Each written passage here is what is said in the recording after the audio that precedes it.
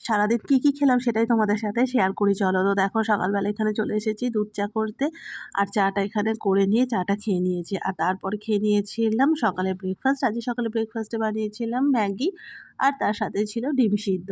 তো সেটা খাওয়া-দাওয়ার পরে এখানে দেখো দুপুরবেলা রান্না-বান্নাগুলো করে নেব। তার আগে একটুখানি খেয়ে নিয়েছিলাম ২ টো খেজুর। আর খেজুরটা খেয়ে নেওয়ার পরে দুপুরের লাঞ্চ বানিয়ে নিয়েছি। লাঞ্চটা করে নিচ্ছি আর তারপরে একটুখানি ফল খেয়ে নিয়েছিলাম। ফলের মধ্যে এখানে ছিল আমার সবথেকে পছন্দের ফল যেটা হচ্ছে পাকা আম। আর তার সাথে পাকা আমটাই সবথেকে বেশি পছন্দ করি। আর তার সাথে ছিল তরমুজ আর ছিল আঙ্গুর আর মুসাম্বি লেবু। আর তারপর দেখো বিকেলবেলা এখানে করে নিয়েছি একটুখানি চা। আর চাটা খেয়ে নিয়েছি।